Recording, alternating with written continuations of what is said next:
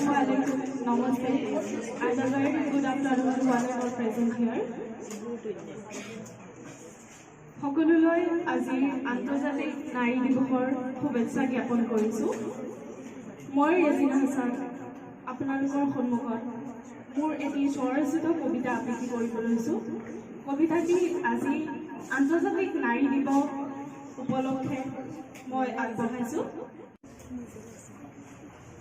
কবিতাটিৰ শিৰোনাম নাৰী তুমি অনন্য। নাৰী তুমি অনন্য, সৌৰ্য বীৰ্য সৌন্দৰ্যৰ প্ৰতীক তুমি, সৃষ্টিৰ মূল আধাৰ,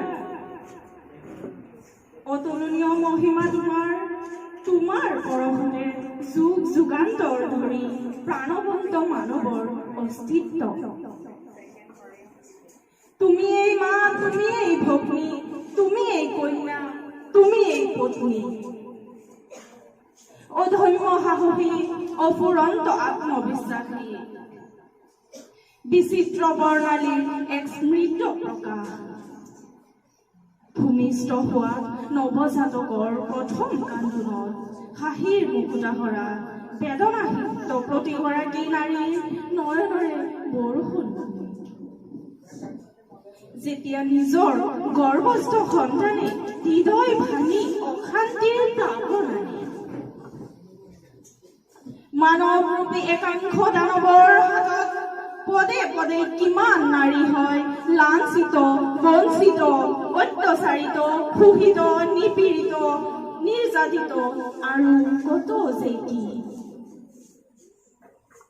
সতীত্ব হানি হোৱা কৰুণ আত্মগাথাৰ কাহিনীত দেৱী তুল্য নাৰীৰ অন্তৰে উজাগৰি ৰাতি নীৰৱে নিঃশব্দৰে চকুলো।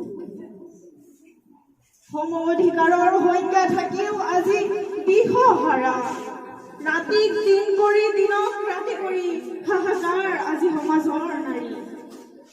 পূৰ্ণ স্বাধীনতা কেতিয়ানো পাব, মুক্ত মনে ৰাজপথত বিচৰণ কৰিব পাৰিব, য'ত নাথাকিব কাৰো ভাড়া, নাথাকিব কোনো প্ৰশ্ন চিহ্ন, কাৰো আহৰি নাই নাৰীৰ সুখ দুখৰ সমবাদী হবলৈ, অন্তৰাত্মাৰ বুজ লবলৈ। অলেখ লেখৰ মাজতো সৰ্বশ্ৰেষ্ঠ প্ৰাণকৰ্তা নাৰীৰ অস্তিত্ব